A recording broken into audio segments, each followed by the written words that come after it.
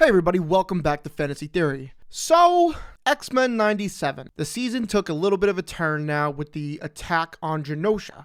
So we're going to talk about in this video, and basically this is just a theory, who's behind the attack in the episode 5 titled Remember It, the attack on Genosha. There's a few people I want to bring up, and I want to just put a disclaimer. I know nothing. I don't know any leaks or anything like that. I don't know even if there is leaks, but this is what I'm seeing on the internet. This is what some things I'm thinking of.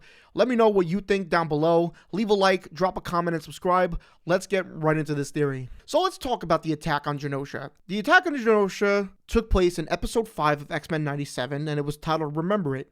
This where we saw the basically homeland, safe haven for mutants. The episode paints it as this really great place for mutants. Everybody's happy. There's festivals going on, street performers, ice cream stands. Everything is just great there. By the end of the episode, we see Cable talk to Madeline Pryor trying to get everybody out and says he's coming. And then a giant attack is unleashed on Genosha. This eventually saw the demise of both Magneto and Gambit, which is a pretty emotional scene for both of them. And honestly, this episode was probably my favorite just because of how dark it was and how great it was. And I think there's a lot of bangers this season in the episodes. But we don't exactly know who's behind it. Episode 6 revealed Sinister was kind of behind it by, at the end, him chasing Bolivar Trask. But as we see in the mid-season trailer, he says we have the domino effect. So people have been speculating on the internet that there's actually more than just Mr. Sinister involved in this. And it's clear he was using Bolivar Trask because of what he said at the end of episode 6. But there is a few hints pointing us out that there are more than just Sinister behind it. I think we will get a big team up with the X-Men versus a lot of villains, which I think will be great for this season and really submit itself as the best Disney Plus show. Who do I think is behind this besides Mr. Sinister and Bolivar Trask?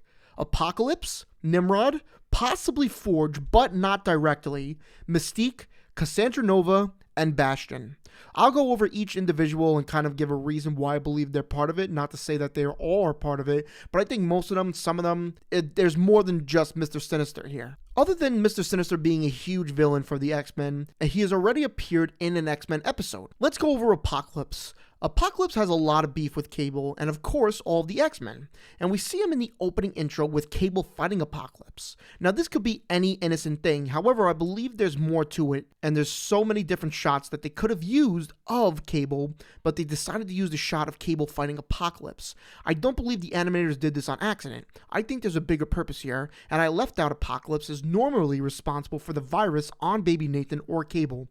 So they use Cable, I think, here to kind of introduce him and kind of send a hint that he's part of this. This is a theory, of course. Apocalypse has appeared in a few X-Men episodes, but I think he is part of the bigger plan here. But let's jump into Nimrod. Nimrod, I'm going off the same thing.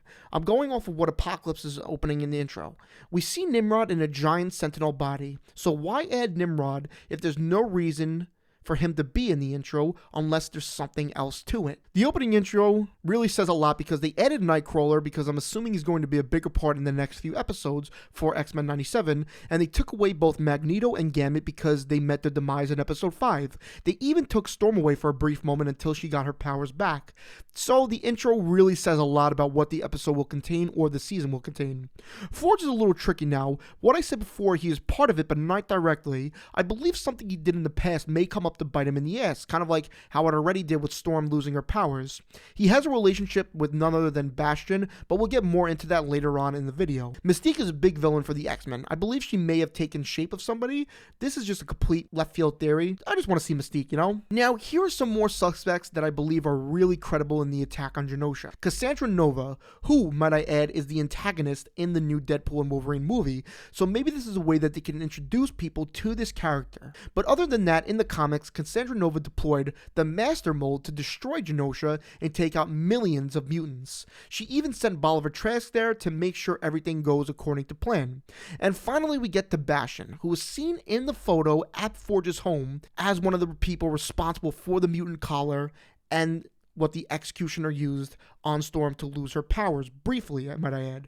But people have pointed out that they could even see, for a brief moment, Bastion's head, briefly, right before the attack on Genosha. So there's a lot of things that could be a part of this, and a lot of people that could be a part of this. Some could be part of it, some just cannot be. but this is my theory so far. I don't believe the animators will put in certain things without having some type of plan with them. I don't think they did it on mistake. I don't think it's just like an innocent thing. I think there's more to it. So this is just me theorizing, and I have a lot of evidence that I think I brought up here that it will really help out with my theory. I don't think Mr. Sinister is the only one behind this. Let me know down below. Let me know what you think, if there's more than just Sinister, because, you know, he says the animators put it in. It's just a lot of going on, and I really think there's more to it. The series is almost over. There's about 4 episodes left, and the final 3 is called Tolerance is Extinction. And that's a 3-part series, like I said. I believe the remaining X-Men will go to Genosha to help defend the remaining cities, because as we pointed out in the breakdown, other than the main city that's been attacked, there's about 4 or 5 other cities around Genosha that could be part of an attack. Mr. Sinister did say this is only a prologue. So let me know what you think. Leave a comment, like the video, subscribe. Let me know who you think could be part of this. I think, like I said, a few of them could be a part of this, but I don't exactly know. Thanks so much for watching. Have an incredible day.